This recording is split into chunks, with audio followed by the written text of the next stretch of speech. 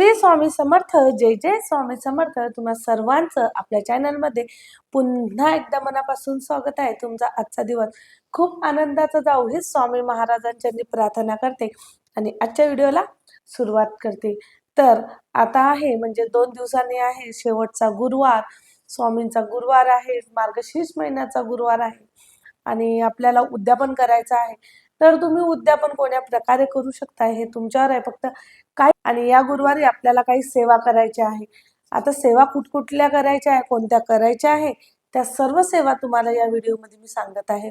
त्यासाठी व्हिडिओ हा शेवटपर्यंत नक्की बघावा आणि जे पण ताई दादा कोणी चॅनलवर नवीन असाल त्याने चॅनलला लगेच सबस्क्राईब करा, जेणेकरून आपले पुढचे नवनवीन व्हिडिओ तुमच्यापर्यंत लवकरात लवकर पोहोचतील. तर बघा, सर्वात अगोदर आपण गुरुवारी हळदीचं लेपन तर करणारच आहे उंबरठ्याला, कारण आपण ते प्रत्येक गुरुवारी करत आहे. तर या गुरुवारी सुद्धा तुम्हाला हळदीचं लेपन आवर्जून करायचं आहे. आता हळदीचं लेपन केल्यानंतर तुम्हाला कोणत्या सेवा करायच्या आहे? सर्वात महत्त्वाचं, जेव्हा तुम्ही हळदीचं लेपन करता ना, तर दोन्ही बाजूने असे ठसे देऊन तुम्हाला हळदीचं लेपन करायचं आहे. तुम्ही ते पावलं कुंकाने काढा किंवा मग तुमच्या दारामध्ये असतील ऑलरेडी चिटकवलेले, किंवा मग तुम्ही रांगोळीले काढा, चालेल. पण तुम्हाला लक्ष्मीचे पावलं आवर्जून दोन्ही बाजूने काढायचे आहे, कारण लक्ष्मी ही एका पावलाने येत नाही तर दोन्ही पण पावलाने येते. तर दोन्ही साईडला असे दोन्ही पावलं काढायचे आहे आणि 4-4 कुंकवाचे टिप्पे द्यायचे आहे. म्हणजे या बाजूला 4 असे ठेवायचे, त्या बाजूला 4 टिप्पे ठेवायचे आहे. आता आमच्या उंबरठ्याला कसं आहे, मी अगोदरच साधे आपले जे लक्ष्मीचे पावलं मिळतात ना, ते आणून लावलेले आहे. तर तुम्ही देखील ते पावलं लावू शकता. पण जर नसेल ना, तर तुम्ही कुंकवाने काढा किंवा मग रांगोळीने पावलं काढा, चालेल, काही हरकत नाही. आणि बरोबर उंबरठ्याच्या मधोमध तुम्हाला स्वस्तिक काढायचं आहे. लक्ष्मी मातेचं वेलकम करायचं आहे, कारण लक्ष्मी ही खूप प्रकारची आहे. अष्टलक्ष्मी आहे, धनलक्ष्मी आहे, संतान लक्ष्मी आहे, वैभव लक्ष्मी आहे, अशी खूप अष्टलक्ष्मी आहे. तर आपल्याला लक्ष्मीचं खूप मनापासून स्वागत करायचं आहे. तर आता महत्त्वाचं तुम्हाला सांगते बघा, आपण नेहमी मागतो ना, मला पैसा द्या किंवा आमच्या घरात पैसा येऊ द्या. तर तुम्ही पैसा मागण्याऐवजी तुम्ही यावेळेस गुरुवारी माता लक्ष्मीला एवढं मागा की आमच्या घरात सुख, समाधान, ऐश्वर्य राहू द्या. आणि जी लक्ष्मी आमच्या घरात आहे, जो पैसा आमच्या घरामध्ये येतो, तो नेहमी व्यवस्थित टिकून राहू द्या, लक्ष्मी स्थिर राहू द्या, अखंड लक्ष्मी आमच्या घरात राहू द्या, असं मागा. कारण बघा, पैसा आज येतो, उद्या जातो सुद्धा. कारण बरेच जणांचं आपण ऐकत असतो, अगोदर तर खूप पैसा होता, गाडी होती, बंगला होता, खूप सारं चांगलं होतं, आणि अचानक मध्ये काय झालं, तुमचा पैसा का कमी झाला? तर हे आपले ग्रह सुद्धा फिरत असतात. म्हणून एवढंच सांगते, तुम्ही फक्त देवीला एवढं मागा की आमच्या घरामध्ये अष्टलक्ष्मी राहू द्या, जेवढा जो पैसा येतो तो स्थिर स्वरूपात राहू द्या, हे तुम्हाला देवीला मागायचं आहे. आता पूजा कशी करायची ते बघूया. बघा, जेव्हा तुम्ही उंबरठ्याची पूजा करणार आहे, ते मधोमध स्वस्तिक तुम्हाला आवर्जून काढायचं आहे. जेव्हा तुम्ही मधोमध स्वस्तिक काढसाल ना, तेव्हा स्वस्तिकाच्या डाव्या बाजूला 4 कुंकवाचे बोट, उजव्या बाजूला 4 कुंकवाचे ठसे या पद्धतीत लावायचे आहे. या साईडला 4 आणि या साईडला 4, म्हणजेच 8 ठसे असे राहतील. का बरं? कारण अष्टलक्ष्मी आपण घरात मागत आहोत. आपण पैसा तर येणारच, पण आपण आपल्या घरामध्ये माता लक्ष्मी जे येणार आहे, तिला अष्टलक्ष्मी आपल्या घरामध्ये अखंड लक्ष्मी राव अशी प्रार्थना करणार आहे. म्हणून ते 4 कुंकवाचे ठसे तुम्हाला आवर्जून ठेवायचे आहे.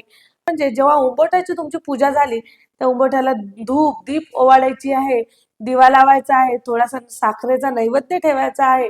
आणि जेवढं जास्त होईल तुम्हाला दरवाजा, म्हणजे जो मुख्य दरवाजा आहे, जो उंबरठ्यावर तुम्ही पूजा केलेली आहे, तो दरवाजा तुम्हाला स्वच्छ पुसून त्यावर एक स्वस्तिक काढायचा आहे. कारण तुम्ही जेवढं दरवाजा, जेवढा उंबरठा एकदम छान सुशोभित करसाल, जेवढं सुंदर करसाल, तेवढं माता लक्ष्मीला आकर्षण वाटत असतं. पण एक गोष्ट लक्षात ठेवा, हे तुम्ही तयारी करत असताना, दरवाजा एकदम स्वच्छ करत असताना हे विसरायला नको, कारण तुमच्या सेवा बाकी आहे. सेवा ह्या आवर्जून करायच्या आहे. शेवटचा गुरुवार आहे म्हणून सेवा चुकवायला नको. म्हणून सेवा तुम्हाला वेळेचं भान ठेवून, कारण आपण सांसारिक माणसं, घरचे कामं, बाहेरचे कामं, किंवा जे लेडीज जॉबला जातात त्यांना बाहेर जाऊन काम करून येऊन पूजा करायची असते, त्यांच्यासाठी एवढं तुम्ही उंबरठ्याची पूजा तुम्हाला करायचीच आहे, पण तुम्ही व्यवस्थित तुमच्या पद्धतीने वेळेनुसार पद्धतीने करा. जास्त सुशोभित करत बसाल, कारण करायची तर आहेच, पण वेळेचं भान ठेवून करा. आणि ज्यांचे छोटे मुलं आहेत त्यांच्यासाठी खूप कठीण आहे, कारण की सेवा आवर्जून करायची आहे, सेवा विसरता कामा नये. कारण गुरुवार आहे, शेवटचा गुरुवार आहे, म्हणून सेवा आपल्याला करायच्याच आहे. महत्वाचं म्हणजे तुम्ही गुरुवार केलेले आहे, गुरुवाराचं उद्यापन करायचं आहे, सेवा करायची आहे. तर आता बरेच महिलांनी उद्यापनाला सवाशीण बोलवले असणार आहे. कोणी 5 बोलवतो, कोणी 3, कोणी आपापल्या पद्धतीने बोलवत असतात, किंवा मग कोणी कोणी कुमारिकेलाच बोलवत असते. पण हे प्रत्येकाकडची वेगळी वेगळी रीत असते. तुम्ही सवाशींना बोलवा, तसं काहीच हरकत नाही. फक्त आपल्याला त्यांना काय त्यांना बोलवल्यानंतर त्यांचा मान सन्मान योग्यरित्या केला पाहिजे. त्यांच्या पायावर स्वस्तिक काढायचं आहे कुंकवाने, आणि त्यांना जो आपण देवीला मान सन्मान देतो तो त्या पद्धतीत त्यांना द्यायचा असतो. तुमच्या घरी काय नैवेद्य आहे, काय बनवलं आहे ते त्यांना तुम्ही खायला देत असतात. आता महत्वाचं, आपण ज्या सेवा केलेल्या आहे अगोदरच्या 3 गुरुवारी, या सेवा तुम्हाला कंटिन्यू म्हणजे या गुरुवारी सुद्धा करायच्या. आता बरेच महिलांचं काय झालं असणार आहे, की एक गुरुवार स्किप झाला असेल, किंवा मग मासिक धर्म आला असेल, किंवा 2 गुरुवार गेले असतील, कुठं बाहेरगावी त्यांना जायचं असेल, लग्नाला गेल्या असतील, किंवा एखादा गुरुवार असा मधामध्ये, आणि तरी ते विचारतात, मग आम्ही उद्यापन केलं तर चालेल का?" तर नाही, तुमचं व्रतच पूर्ण झालं नाही ना. कारण व्रत पूर्ण झालं नाही तर उद्यापन कसं चालणार? जेवढे राहिलेले गुरुवार आहे, तुम्ही पौष महिन्यामध्ये केलेत तरी सुद्धा चालेल. कारण कसं आहे, 2 जर गुरुवार राहिले ना, तर तुम्ही आजचा गुरु म्हणजे आता जो 2 गुरुवार जर तुमचे राहिले, तर तुम्ही येणारा गुरुवार आणि त्याच्या समोरचे 2 गुरुवार कंप्लीट करा, म्हणजे 4 गुरुवार करा. नंतर तुम्ही उद्यापन करा. आता बरेच महिलांचा प्रश्न असा असतो, की पौष महिन्यामध्ये उद्यापन चालतो का? तर बघा, देवासाठी आणि पूजेसाठी कुठलाही महिना किंवा कुठलाही हे धरून चालत नाही. कारण पौष महिना आपण म्हणतो, कोणी कोणी म्हणतं पौष महिन्यामध्ये पूजा चालत नाही. पण बघा, पौष महिन्यामध्ये सूर्य देवाची पूजा केली जाते, सूर्यनारायणाची पूजा केली जाते. पौष रविवार लोक उपवास धरत असतात, तर मग उद्यापन का नाही चालणार? उद्यापन नक्कीच चालत असतं. कारण की म्हणजे हे प्रश्न ना भरपूर महिलांचे आहे. आणि केंद्रात सुद्धा सांगितलंय, की तुम्ही पौष महिन्यामध्ये उद्यापन करू शकतात. पण मग ज्या महिलांनी उपवासच केले नाही, पण त्यांना उद्यापन करायचं आहे, तर तुम्ही उद्यापन करू शकता. तुम्ही शेवटच्या गुरुवारी पूजेची मांडणी करा व्यवस्थित, तुम्ही कथा वाचा, आणि तुम्ही देवीचं उद्यापन करू शकता. काय होतं ना, तुमचे जर उपवास, कारण तब्येत सुद्धा जपणं खूप महत्वाची आहे. कोणाची तब्येत बरी नसेल, तर त्यांना डॉक्टरांनी उपवास नसेल सांगितले, तर ठीक आहे, काही हरकत नाहीये. तुम्ही उपास जरी नाही केले ना, तर तुम्ही शेवटच्या गुरुवारी उद्यापन करू शकता. पण ज्या महिलांनी उपवास केले आहे, ज्यांचा 1 गुरुवार झाला, 2 गुरुवार झाले, आणि मधात 3रा गुरुवार गेला, तर ते उद्यापन नाही करू शकत. त्यांनी समोर उद्यापन करायचं आहे. आणि महत्वाचं म्हणजे तुम्हाला सेवा आवर्जून करायची आहे. आणि देवीसाठी आवडता नैवेद्य बनवायचा आहे. तर देवीला काय आवडतं? तर खीर खूप आवडती.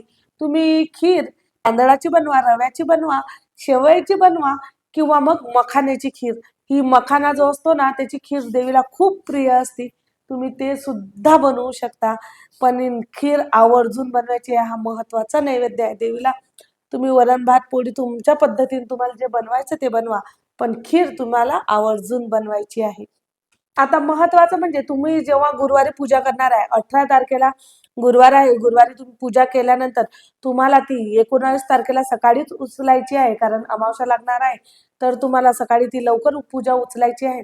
पूजा उचलताना हे बघा, तुम्हाला म्हणजे त्यामध्ये जे आपण साहित्य ठेवलेलं आहे, कोणी ना 5 वेगळ्या वेगळ्या झाडाची 5 पाने ठेवत असता, किंवा कोणी आंब्याची पाने, किंवा कोणी नागिलीची पाने.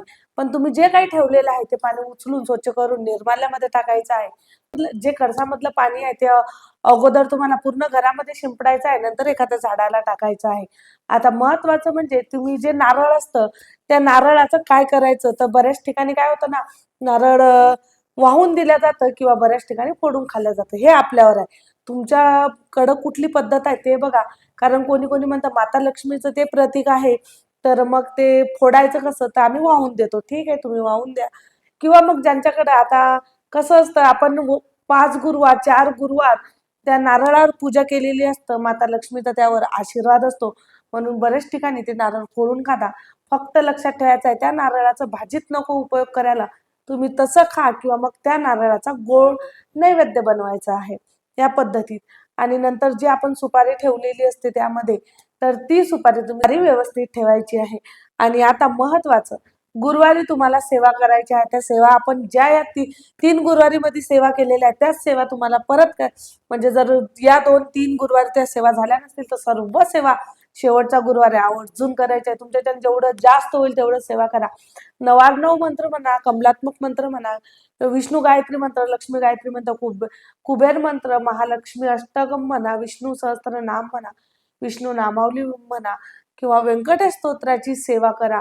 लक्ष्मी गायत्री मंत्र हा खूप जास्त वेळा पठण करा. नवार्णव मंत्राचं खूप खूप पठण करा. याने काय होईल ना, आपल्या घरामध्ये अखंड लक्ष्मी राहील. अगदी छोटीशी माहिती होती मी जी तुमच्यासोबत शेअर केलेली आहे. तुम्ही सेवा करा आणि खरंच या सेवेचं खूप चांगलं फळ तुम्हाला मिळणार. स्वामी महाराजांचा आणि माता लक्ष्मीचा आशीर्वाद तुमच्यावर सदैव राहो हीच प्रार्थना करते आणि आजचा व्हिडिओ इथेच थांबते. व्हिडिओ आवडला असेल तर व्हिडिओला लाईक करा, शेअर करा आणि सबस्क्राईब करा. परत भेटू अशाच नवीन माहितीसोबत, नवीन व्हिडिओ सोबत. तोपर्यंत श्री स्वामी समर्थ. जय जय स्वामी समर्थ.